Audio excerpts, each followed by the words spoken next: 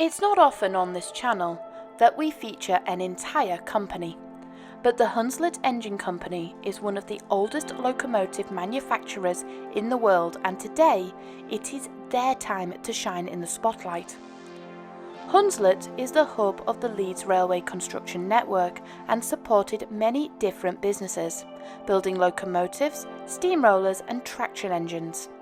Jack Lane became the railway company's home, and in 1864 John Towlerton Lever got the Hunslet Engine Company up and running. The first engine to come off Hunslet's production line was Linden. It rolled off the line in 1865 and was used in the production and maintenance of the railways. But Hunslet's bread and butter customers were collieries. The Hunslet Company was not interested in the largest or fastest engines and focused on ones that would work in the background as shunters or deep underground in the mines. The engines they had to produce had to be smaller than many passenger locomotives, but they had to be just as strong.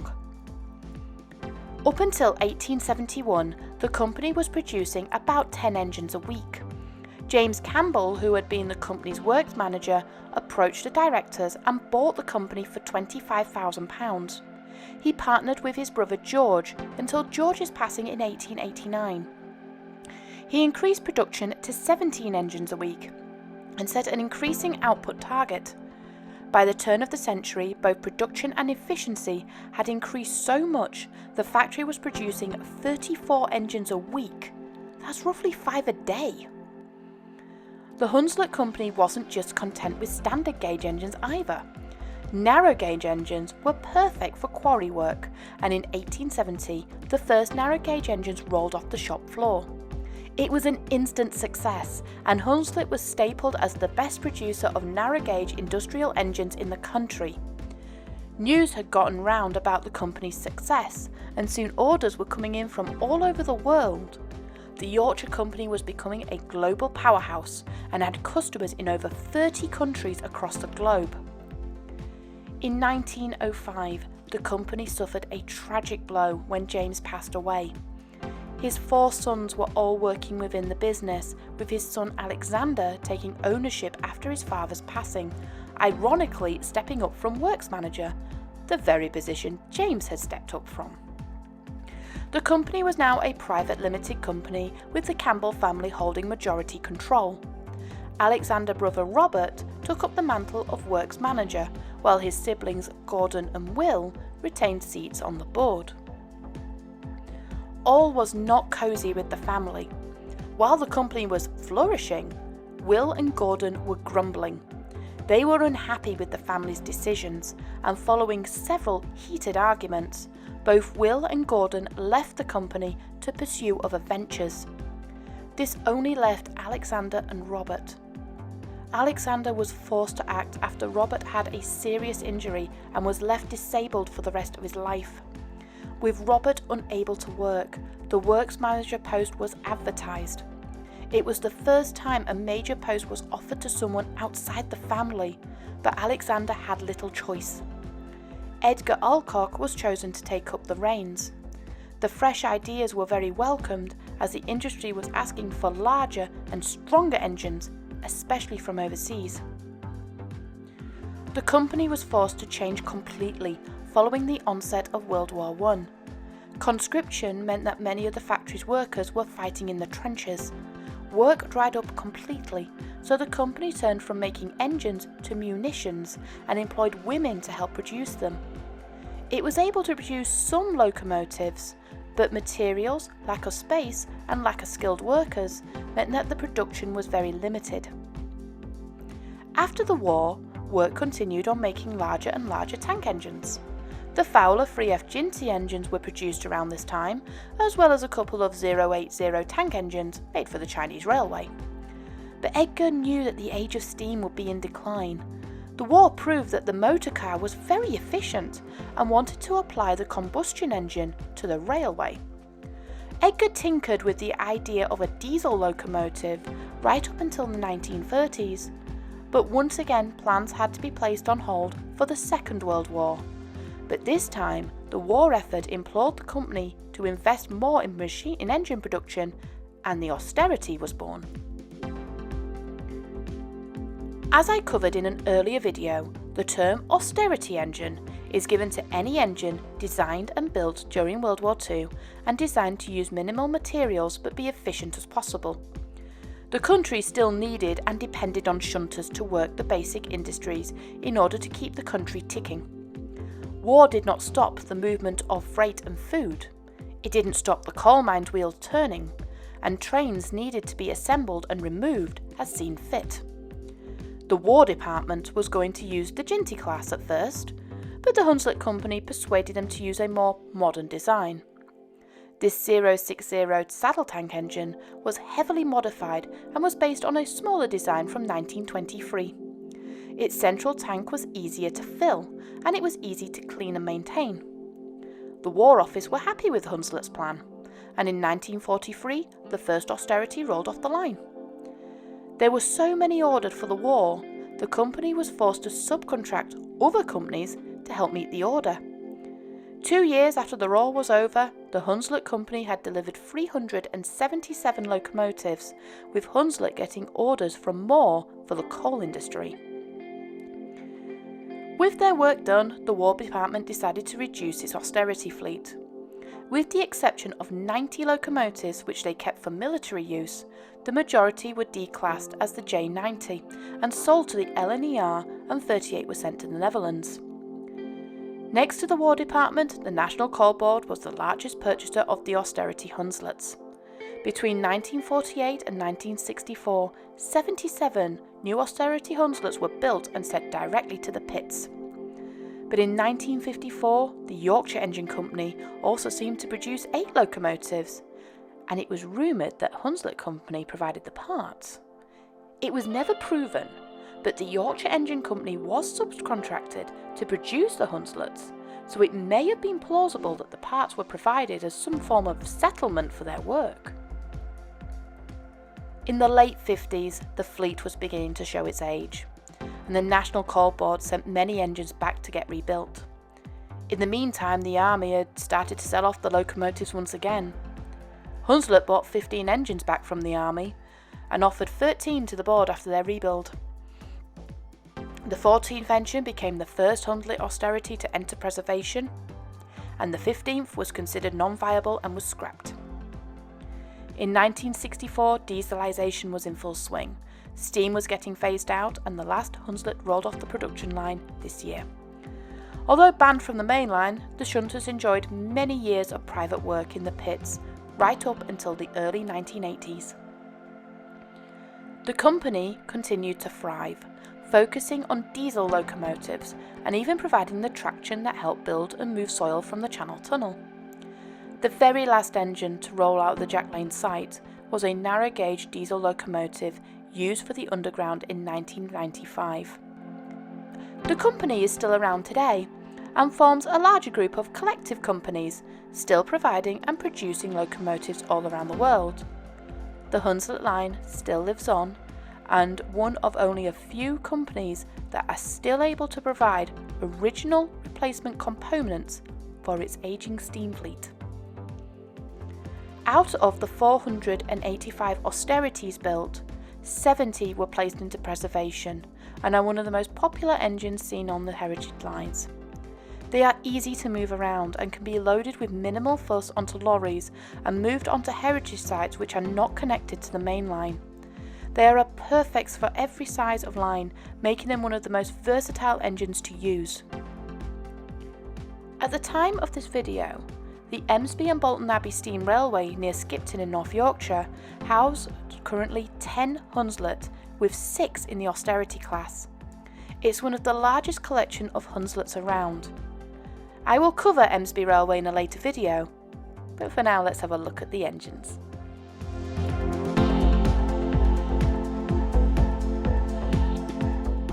Norman was subcontracted to the Robert Stevenson Locomotive Works in County Durham and was built in 1943. It was used during D-Day landings and spent time in France at the depot in Antwerp Dam. It was shipped back to the UK 2 years later and was bought by a colliery in Doncaster to start its coal working life. In 1976, the engine was sold to the Titanic Steamship Company before being put into preservation in 1979. Norman is on loan from the Kent and East Sussex Railway, but is currently awaiting an overhaul after the boiler ticket expired in 2018.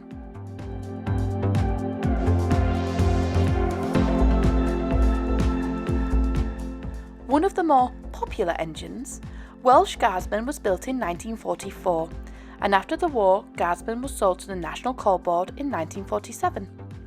It moved from pit to pit in the north before it moved to South Wales in 1959.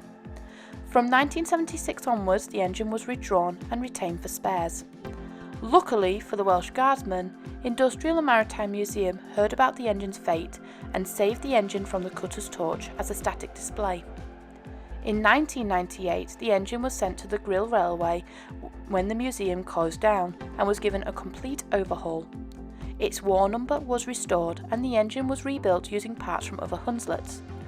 3822 provided the boiler and Bagnall provided the new tank. The engine was renamed Welsh Guardsman and was dedicated in a special ceremony in 2014. The engine is now owned by the Felinfoel Railway and was sent to Emsby in 2021 to help with the busy Christmas season. The engine was supposed to go back, but Welsh Guardsman has become a firm favourite with staff and passengers alike, and thanks to the pandemic, Welsh remains a part of the fleet.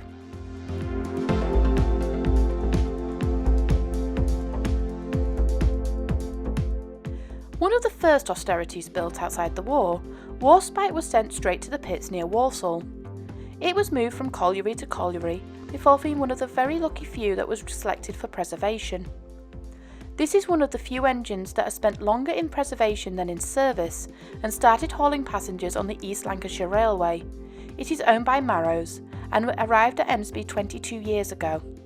It's currently in line to have an overhaul after the boiler ticket expired.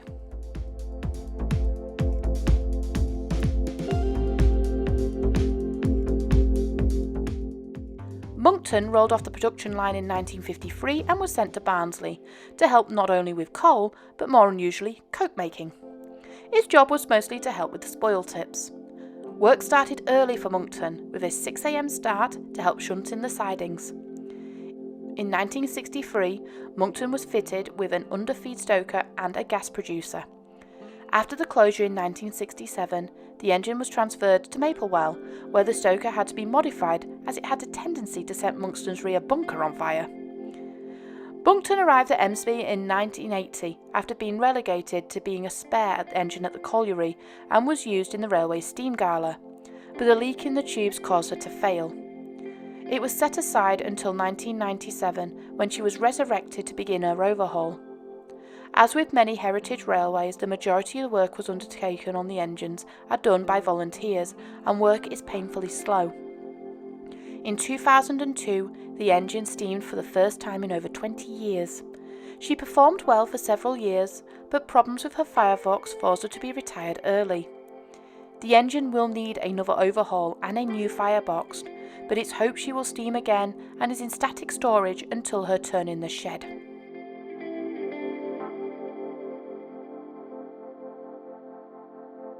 Cumbria graced the tracks in 1953 and was one of the few engines that went straight into the army after the war. She was sent to the Army Stores Depot in southern England and locked away despite being brand new. 2 years later, the stores closed and Cumbria was moved to Oxfordshire, where she was used for the first time. After 10 years of dedicated service, Cumbria was overhauled and put into store again. Luckily, it was only a few months before the engine was sent to Essex as a replacement engine for her sister, whose firebox had been condemned. Cumbria was only steamed once every few weeks, only needing to haul a steam crane about. Even though it was older than many of her sisters, it's had the least amount of work and was a serious bargain when it was sold to the Lakeside Railway as army surplus. The engine was given the name Cumbria and painted in a maroon livery, which she still carries today. Cumbria has made 2 visits to the Emsby Railway and has been at the railway since 2018. It has a much busier life in preservation and is regularly used to haul the heavier trains and can comfortably take 5 to 6 laden coaches.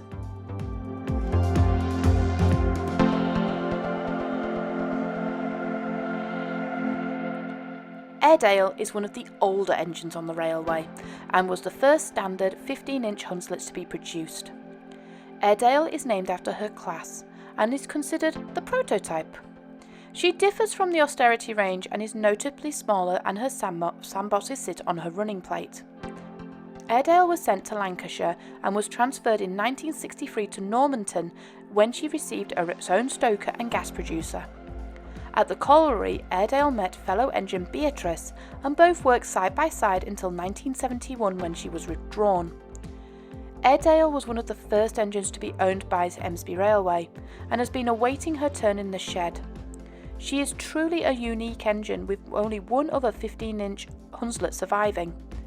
Her uniqueness is also her curse, as parts are very difficult to acquire, but it is hoped she will be steamed soon.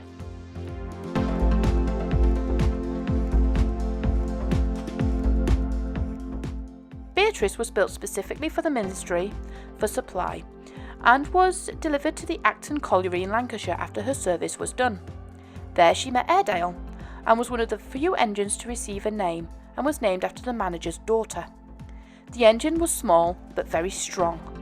Once again, the engine was given an underfed stoker and a gas producer.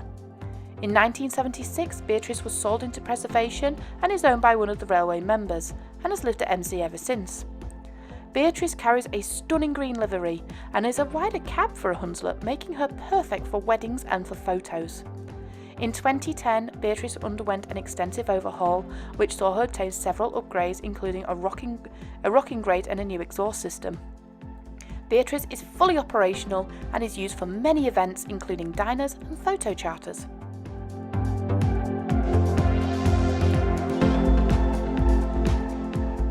Primrose was one of the most primary engines at the railway until fairly recently. It was built in 1952 and sent straight to the pits in Micklefield. From there, she was sold to the railway in 1976 and went through an extensive overhaul in 1989, and could handle 6 coaches with ease.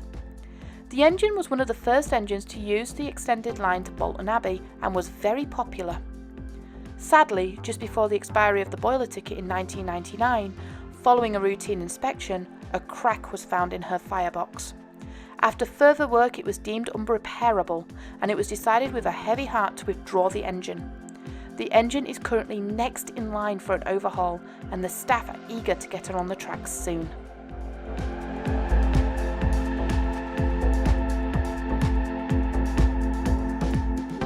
Jessie is the newest engine to grace the metal at MC, and is certainly the most noticeable with her bumblebee livery. Just before the war in 1937, it spent most of its life in Cardiff as engine number 18, working with the steel and iron, moving slag to the tips. It was withdrawn in 1965 and presented to the City of Cardiff, who put the engine on display near to where she worked. They put up steps and railings so the public could have a closer look, but vandals covered it in graffiti, and the once proud engine was quickly becoming an eyesore. In 1979, the council decided to sell the engine, but luckily a member of the Dean Forest Railway saw the ad and put in a bid. He concluded the engine was in better condition than first thought, despite it being outside, and following his successful bid, took the engine to the railway for restoration. It now works on the Langdon Railway and was loaned to Emsby for the winter season. As I record this video, Jessie will be on a low loader, ready for home, and I know the railway will be sad to see her go.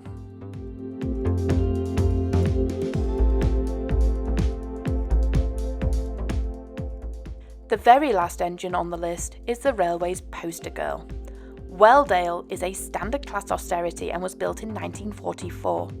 It was one of the 70 engines that was transferred by the Army to the National Coal Board and who sent the engine to a namesake. Welldale was to work in the pits. Whilst there, Welldale had 2 ladders fitted to her side to allow firemen easier access to the filler cap. It's a unique addition, and there are very few engines with this. In the early 1980s, after doing her work faithfully for the colliery, she was selected to go into preservation and was bought by Emsby. Upon her arrival, the engine was in sound condition and only needed new boiler tubes. She went into service well and ran the Rhine right up until her boiler ticket expired in the 1990s. Since then, the railway has extended the line to Bolton Abbey, and even though Welldale is shown to be there on some posters, she's yet to grace the station in steam. Currently, Welldale is in for her overhaul. The majority of her parts remain in MC, but her wheels and frames have been sent to Statfold for rebuilding, and her boiler is being worked on whenever volunteers can. It is estimated that just the parts alone will cost over £250,000. Throughout the years, the railway has been fundraising, and they've reached just over half that target. There's currently a prize draw to win a driver's experience worth over £450, plus many other prizes to help raise money for Welldale. So if you want to have a go, the link to the tickets is in the description, as well as how you can donate. If you grace the UK heritage scene, the chances are you've seen a Hunslet. They are fantastic machines, exactly what the company set out to do, create something small but very mighty. These engines have outperformed some of the most famous engine classes in history, and it's great to see them out of the dirty mines and out where they can truly, truly shine.